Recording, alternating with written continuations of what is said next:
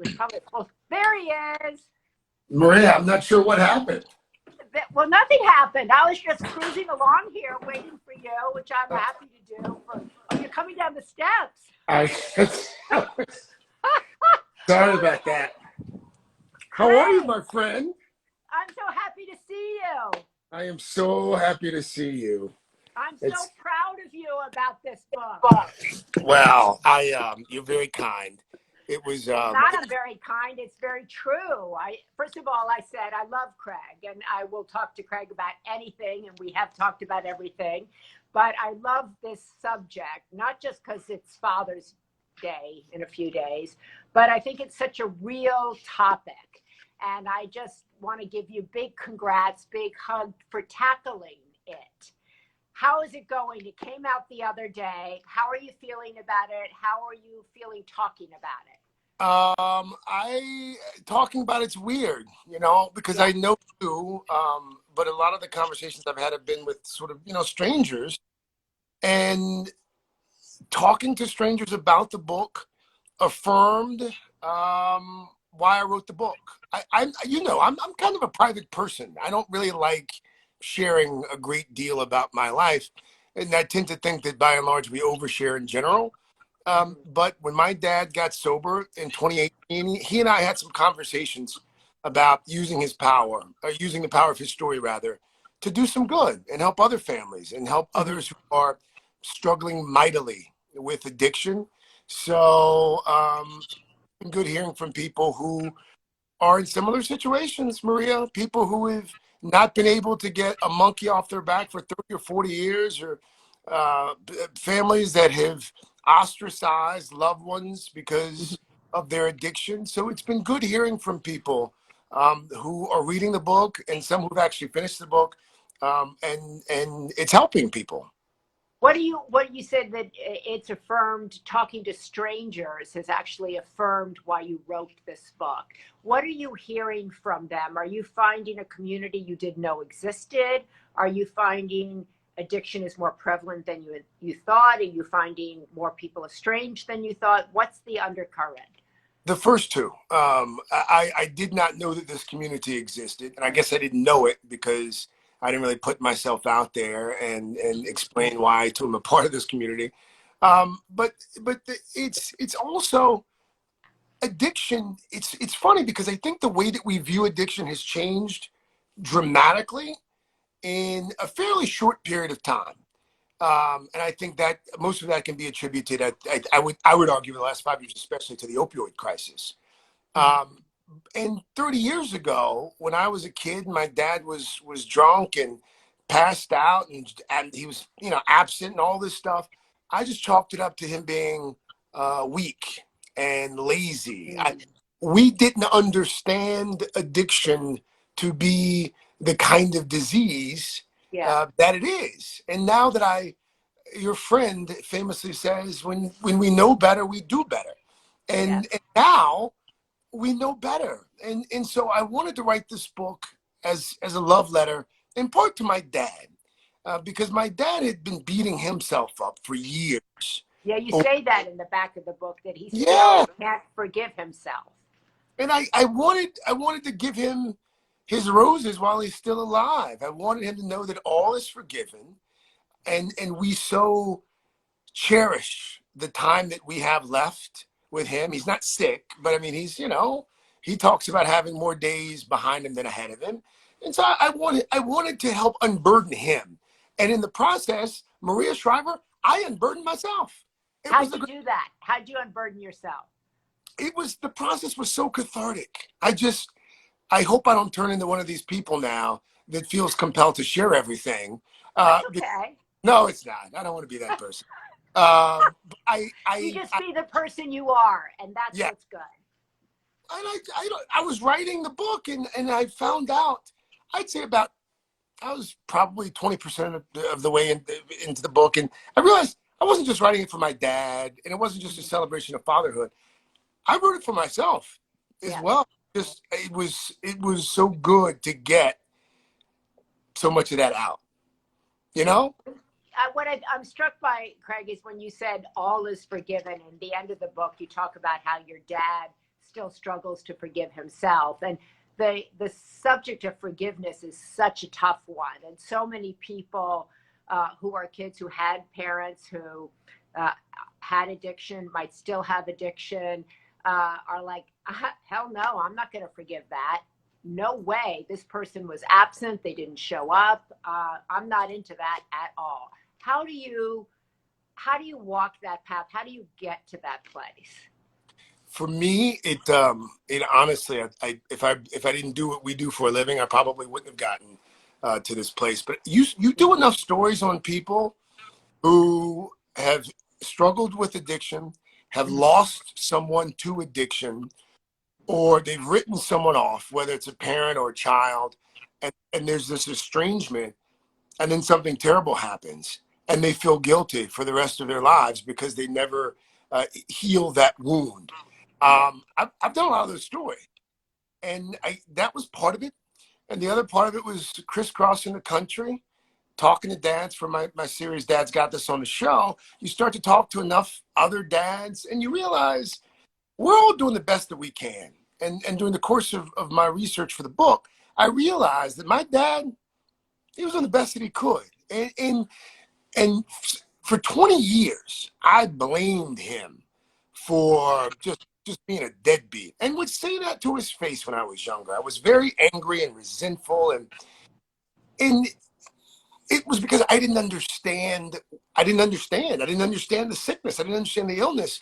And so as I started to understand it more, I started to feel guilty that I was so hard on him. And so that was part of the impetus as well. What's remarkable about my dad's story, he was 67, Maria. We had tried a number of interventions. And at 67, he decided, you know what? Now's the time to start my life anew. He didn't know, my dad didn't even know who his father was until he was almost a teenager. And in the book, I write about my dad. I asked him during the course of our conversations, what was the most money you ever wasted? And without missing a beat, he said, it's about $1,500 that I spent in 1986 burying my father. And in that moment, that told me all I needed to know about the relationship that my dad had with his dad. And so for me to expect him to be the kind of dad that I wanted and needed, that was an unrealistic expectation. Wow. That's a profound statement. And you have two kids of your own. I want to just stay on this a little bit because I know so many people who maybe not addiction isn't at the center of their relationship with their dad, but they're estranged from their dad they're angry, that he didn't show up or he wasn't the kind of dad he wanted to be, or they wanted him to be. And there seems to be kind of a lot of conflict in relationships with people and their fathers. And yet fatherhood is changing kind of right before our eyes. I mean, your generation of fathers is so different than your dad's generation, but even from guys who are 10 or 15 years older than you. What have you learned about all of that through being a father yourself now? It's funny you bring that up because I try to be as present as possible, not just physically present with my kids, but when I'm there, I try not to be on the phone. I try to make sure they know that I'm with them. In fact, when we're done here, I've got flag football with my 7-year-old. Okay, I'll go fast. No, we're fine. But he loves football. So anyway, one of the things that I've learned is that we can be hard on ourselves. Like dads can be really hard. And as I'm having this conversation with you, there's a little fellow that just poked his. You want to say hi to the Shriver? Just say hi from there. All right. Can you go back upstairs for like 15 minutes for me, please? Thank you. Love you. Love you. Yeah, that's a big thing. Just that in and of itself, a lot of people grow up with dads not saying, I love you. Oh. Not being demonstrative, not being physical, not being there, like what you just said, not with I love you. My kids probably get sick of the attention and affection. Yeah. Oh no, there's a lot of I love you and hugs and smooches, as my daughter calls them. And it's funny because, to your point, I don't remember my dad. I don't. I remember him saying he was proud of me the day I graduated from college. I remember that, and I don't think the first "I love you" came. I was in my 20s, maybe. He didn't emote, but he emoted more than his dad did. And now what's funny is now every conversation you have with the man, it's, oh, I love you. Oh, I love you. I'm so proud of you. Like, it's just, he's making up for lost time in a big way, which is great. But Yeah. the affection and the attention. But I want to be very clear about something, because I don't want to spend 15 minutes trashing my dad. I would not be where I am personally and professionally, had it not been, well, for my mother's attention and love, because she overcompensated. But my father's absenteeism, Mhm. it shaped and molded me in myriad ways. I had to figure out things early. I had to Yeah. fill in the blanks. I had to become more independent than a lot of kids probably did, and I think that probably served me well. You also say that you reached out to other men. You sought other father figures, right? Because I think there are a lot of men who step in to fatherless spaces, Mm, right? mm, Tremendous amount of men, and I'm writing in the Sunday paper about kind of acknowledging them, because there's still a lot of people without fathers today, and there are a lot of men who step in and say, let me fill that space. And I don't, and there are coaches, but there are reverends in churches. There are a lot of men who helped you, correct? I had the benefit of so many stand-ins along the way, starting with uncles. My uncle James, my father's older brother, really stepped in a big way. Gave me quite the role model. He was quite the role model for most of my life. In fact, I landed an internship in Washington when I was in college, and I went to stay with him. He gave me my first car. My uncle James. Then there's my uncle Pop, my mother's brother, who was just always around. He was the youngest of my aunts and uncles. So yeah, he was, when I was 6 or 7, I'd go and spend the night at my grandma's house, and I would be the pesky, annoying little cousin, but he would always entertain me. And then Uncle Jake, and then after family, I had teachers. I had a slew of teachers along the way, who Yeah. I, who, looking back on it, and I've actually talked to a few of them about it. They knew that my dad wasn't as present as he should be, Yeah. so they consciously decided to try and fill that void. And coaches, and then professionally, when I got to Washington, there's a guy named Jim Vance, a longtime anchor Yeah. there, Yeah. who took me under his wing, and who provided relationship counseling early on, helped me marry my wife, and I've always been blessed. But here's the thing, Maria Shriver, I would contend that you don't have to be a man to fill that role, to play that part. Because my Yeah. mother, for a good chunk of my childhood, played the role of mom and dad, and didn't play the role. She wasn't an understudy; like, she was all in. Yeah. She ran the shuttle service that parents run. She was there emotionally, spiritually. When my dad's gambling addiction started to hurt the family, in a pretty profound way, she picked up a second job at a pharmacy. So she was Wow. teaching school, leaving her school job to go and work at far more. But these aren't things that you can fully appreciate until you have your own children. Yes. And I think that's what happened for me. You start to have your own kids, and you're you're on the go, you're thinking, you're worrying. And then at some point, your mom calls, your dad calls, and you're having conversations with them about, like, the struggles of parenthood. And then you're like, oh my God, is this what it was like? Eh, And here's the thing, as my mother has pointed out, we have help. It's not, we've got babysitters, and we have help. the women and men, primarily women who are doing this by themselves day in and day out, Yeah. my God. Yeah.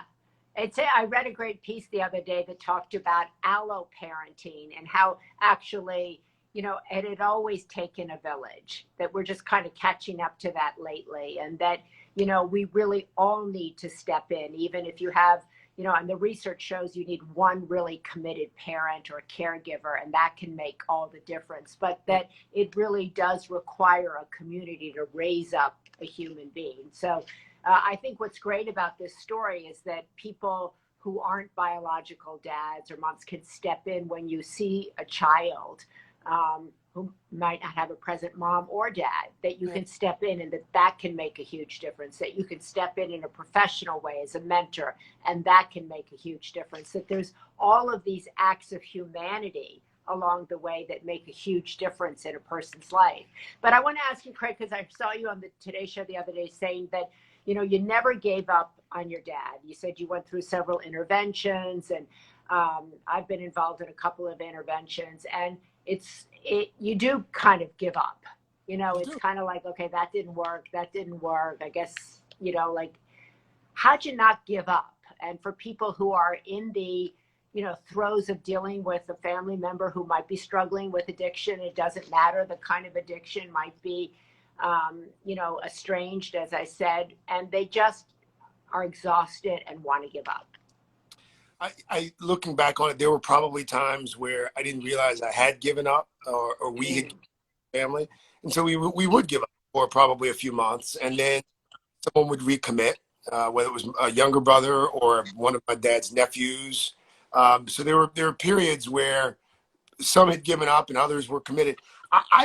What made the biggest difference for us, and I can't speak to everyone's individual circumstance, when we got a professional involved in 2018, and again, I think done a story recently, and it sort of led me to an individual who was helpful in the space. And Shatterproof is the name of the organization. This is a gentleman, the man that runs it. He lost his son to a drug overdose. So he was intimately familiar with addiction, and so anyway, he set up a meeting with someone who set up a meeting with someone else, and we got an expert involved, and the counselor that we used spent time with all of us, all the folks in my father's village. We had a counseling session with her, and in that session we got it all out, and we were in there for a couple hours, and she specialized in this. Into the session, she said, okay, we're going to get your dad some help. Here's how we're going to do it. She laid out the plan. We wrote our letter. We had a place, we had a facility lined up in Georgia where he was going to go. And it was well produced. It was a well produced intervention, and she was the executive producer. And when we got there that Sunday morning, we all knew our part. We played our part. We read our letter. We kept it very short. And my cousin, my dad's nephew, drove him off to the facility, had his bag packed. Had we not done it that way, we wouldn't be having this conversation. What's the name of that organization again, Craig? A lot of people asking about that. Shatterproof was the name of the organization. Shatterproof. They specialize primarily with folks who have substance abuse issues, drug abuse specifically. But he was able to connect me with someone for alcohol abuse. But no, I mean, we tried it the old-fashioned way, like, oh, Dad, we love you. We want you to do right and live better. You're better than this. And I just fell on deaf ears. So. Yeah. Some people saying, I know it is expensive to get somebody to come in who might be a professional, but there are a lot of people who do this. They're nonprofits. There is a lot of help out there. So just try to pick up the phone to any of these organizations, and they do have ways of helping you if you're economically disadvantaged or can't afford their support. So I know a couple of people have said, I'd like to do that, or I'd like to have that help, but it's expensive. Then some people said that they got clean through NA. I have a lot of friends who are sponsors in the movement. Yeah, I was just going to say my dad, he did 90 and 90, as it's called, right out of rehab. He did 90 days of AA meetings. He went every day. And he attributes that as well to one of the he's been able to stay sober. Craig, did you worry finally about kind of telling your dad's story? Because often find that when you're a public figure, where your story starts in it, other people are involved in it, right? And so it's not just your story, it's their story too. So how do you tell your story, respect their story, allow their story to be public? Did you have to convince him of that or no? No, what I didn't want to be was exploitive. That was the biggest thing initially that worried me. I didn't want to feel like I was sort of using his story. Because we see that a lot, you and I. Yes. And but my dad, really, when I started interviewing him, Maria, it was as if he had been waiting 69 years for someone to ask him these questions. He was in a place, I think, in his life where he wanted to unburden himself. Amen. That's And so great. and so it was.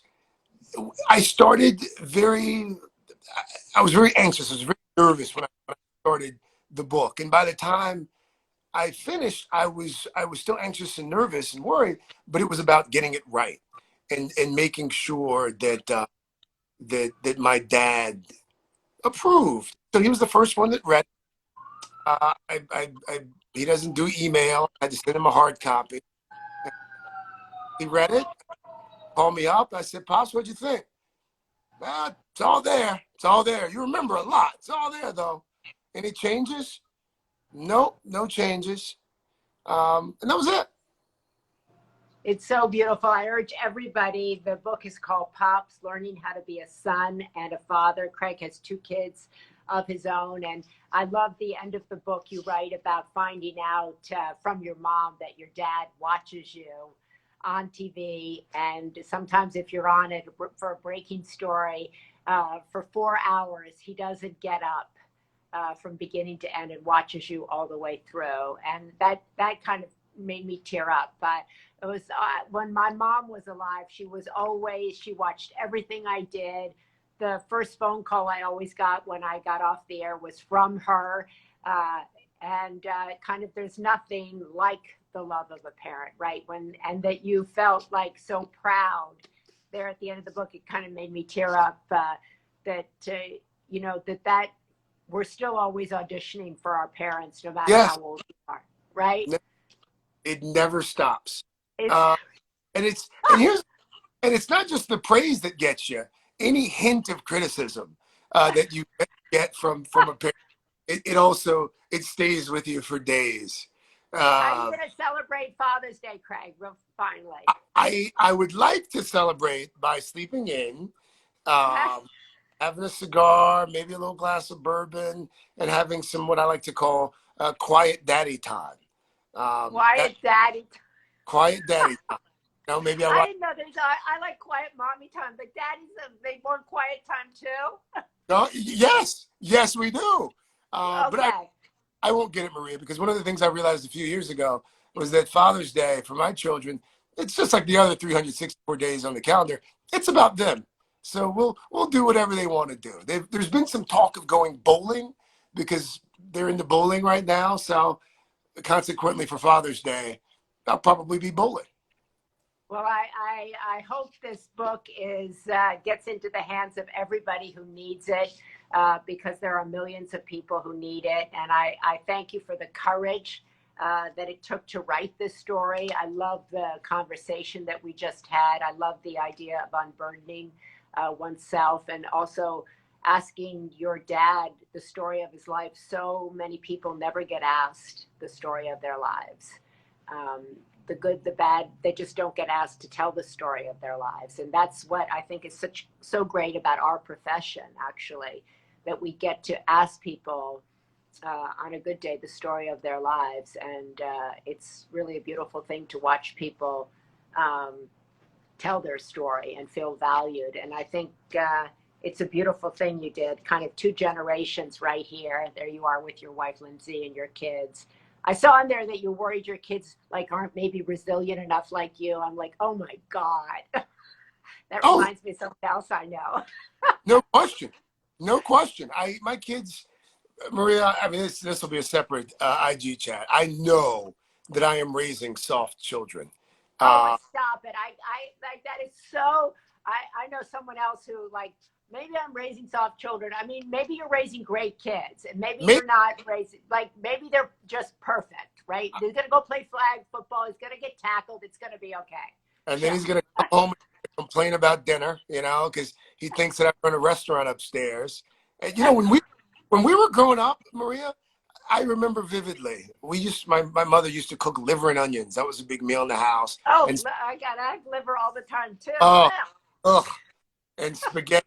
Like we only had like 4 or 5 meals. That was it, and we would rotate through them. And when you sat down, you just ate what was in front of you. There were no questions.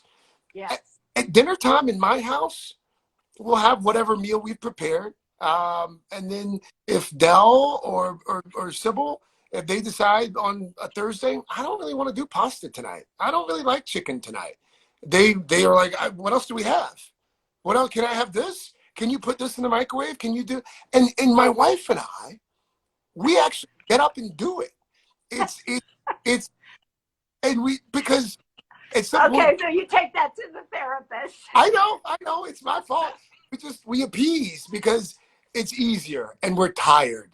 And so Yeah, we're tired. Wait, yes, like that's what my daughter always says with the youngest. Did you let him get away with this? And I'm like, I'm tired. right. He's not bleeding, not a compound fracture. He's fine.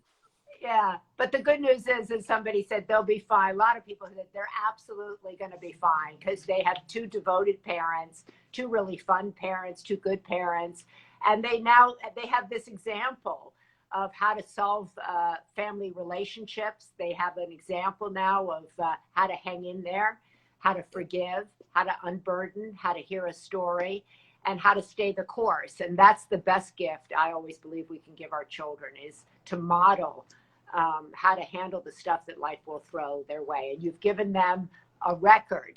You've given them the record of how to do that.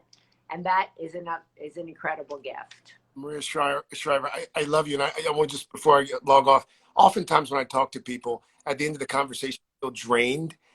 Every time I talk to you, when we finish, I feel inspired and uplifted. Like I could go and like run a half marathon. Every time I talk to you, I don't know. Oh, Thank you on the Instagram.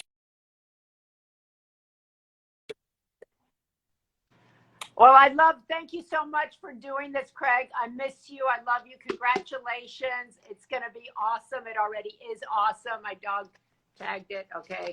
But anyway, go have a great flag football. Have a wonderful, happy Father's Day. And congratulations. We're going to sell the you know what out of this book. Thank you, my friend. Thank Bye. you. See you Be well. later. Okay, so once again, it's Craig Melvin's book. It says co-hosted it today. He doesn't need that. Pops, Learning to be a Son and a Father, a great explanation on the back. We're going to put this up in the Sunday paper this Sunday in honor of Father's Day, in honor of people who are dealing with addiction and estrangement and who want to know about forgiveness and unburdening. So that was a great conversation with my friend Craig Melvin, and there's the story of his dad, his life, his mom, his kids, himself. So there you are. So thank you all so much for joining us. If you don't subscribe to the Sunday paper, please do.